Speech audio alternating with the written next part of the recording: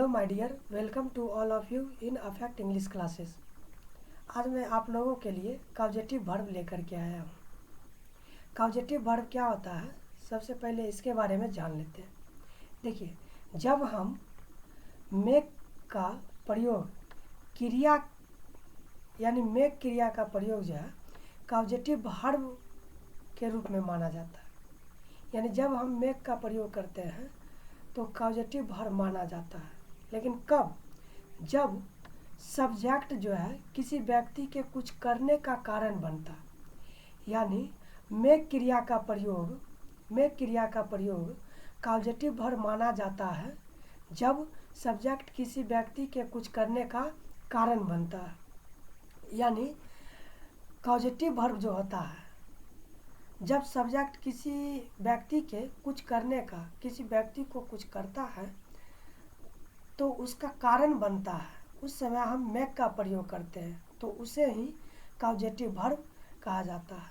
अब causative verb में make का प्रयोग जो है हम प्रेजेंट टेंस में किस तरह से करेंगे, तो प्रेजेंट टेंस में जो है या तो मेक का प्रयोग करेंगे या तो मैक्स का करेंगे। ये मेक और मैक्स जो है सब सिंपल प्रेजेंट टेंस जब पढ़ाए थे तो उसमें बताया गया था।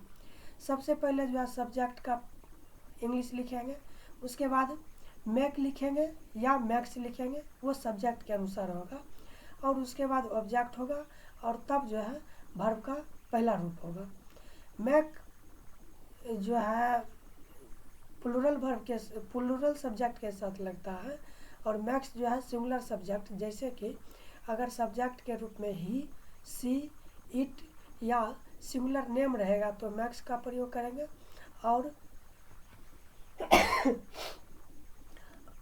ही, सी, इट या सिंगुलर नेम को छोड़ करके बाकी कोई सब्जेक्ट रहता है तो उसके साथ मैक का प्रयोग करेंगे। जैसे यहाँ पर देखिए, मैं उसे सुलाता हूँ। क्या है? मैं उसे सुलाता हूँ। यहाँ पर देखिए सब्जेक्ट जो है वो क्या है? मैं है। तो मैं कोई काम करता नहीं है, ये किसी व्यक्ति को जो है ना कुछ करने का कारण बनता है। मैं किसे रुला रहा है? उसे सुलाता है, उसे सुलाता है।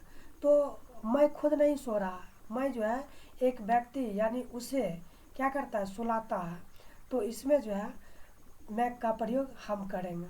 उसके बाद देखिए, वह मुझे दौड़ाता है, यानी वह नहीं दौड़ता है, वह जो है इसको दौड़ाता है। किसको? मुझे दौड़ाता है। वह खुद नहीं दौड़ता है, तो ये इसको दौड़ाने का कारण बनता है। नेक्स्ट देखिए, तुम उसे हंसाते हो।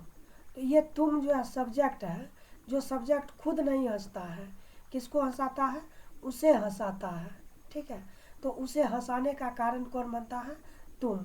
तो तुम सब्जेक्ट हो गया और उसे ऑब्जेक्ट हो गया। ठीक है, नेक्स्ट देखिए, वह सीता से झूठ बोलवाता है, यानी वह सब्जेक्ट है, ये सब्जेक्ट खुद झूठ नहीं बोलता है, किसी और से झूठ बोलवाता है, यानी सीता से झूठ बोलवाता है। ठीक है, तो इस तरह का अगर सेंटेंस रहे तो इसमें मेक का प्रयोग हम करते हैं, जो कि कॉजेटिव वर्ब माना जाता है। तो फर्स्ट सेंटेंस देखिए, मैं उसे सुलाता हूँ। इसका इंग्लिश ट्रांसलेट जो हम करेंगे, आई मेक हिम स्लीप। सबसे पहले सब्जेक्ट, उसके बाद मेक और तब हिम, उसके बाद स्लीप। ठीक है, नेक्स्ट सेंटेंस आइए, वह मुझे दौड़ाता है। तो इसका क्या हो जाएगा? He makes me run.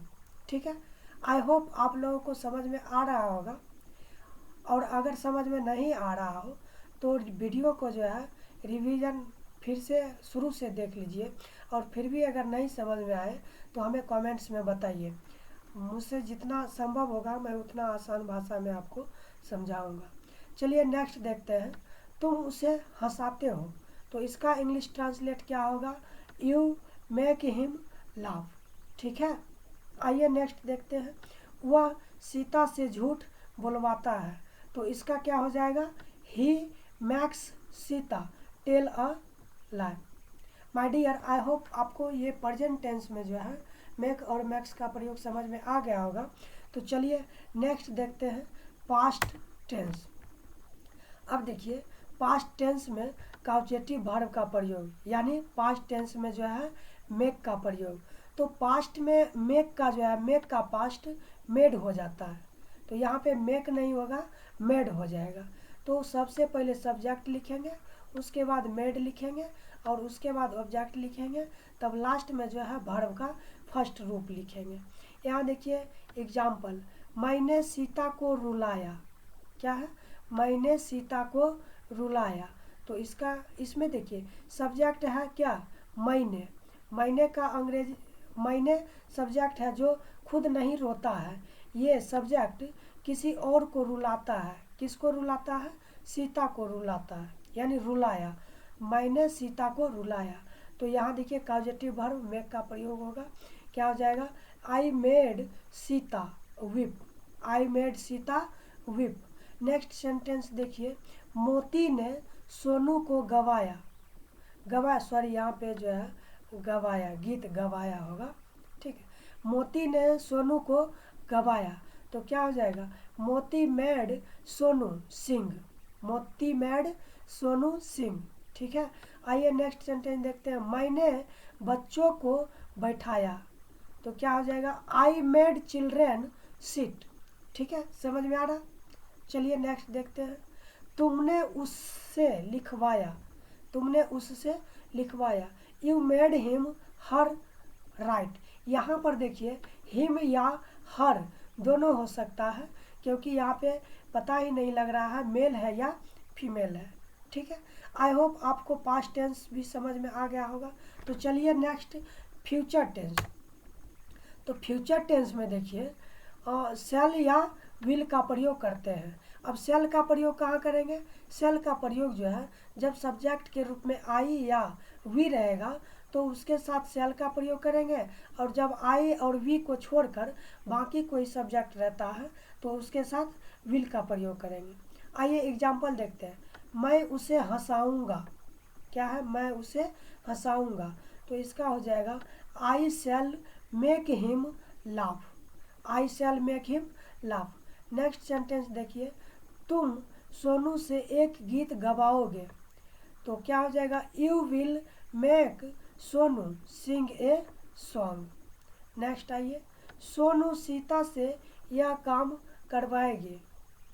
Sonu will make Sita do this work. Next देखिए, आपने रोहन से एक गीत लिखवाओगे। You will make Rohan write a song, ठीक है। माय डियर, आई होप आपको समझ में आ गया होगा। यदि समझ में नहीं आया तो वीडियो को फिर से देख लीजिए शुरू से, और फिर भी अगर समझ में नहीं आया तो हमें कमेंट्स में बताएं। हम आपको फिर से न्यू वीडियो में आपको इससे भी बेहतर ढंग से समझाने की कोशिश करेंगे। तब तक के लिए थैंक यू।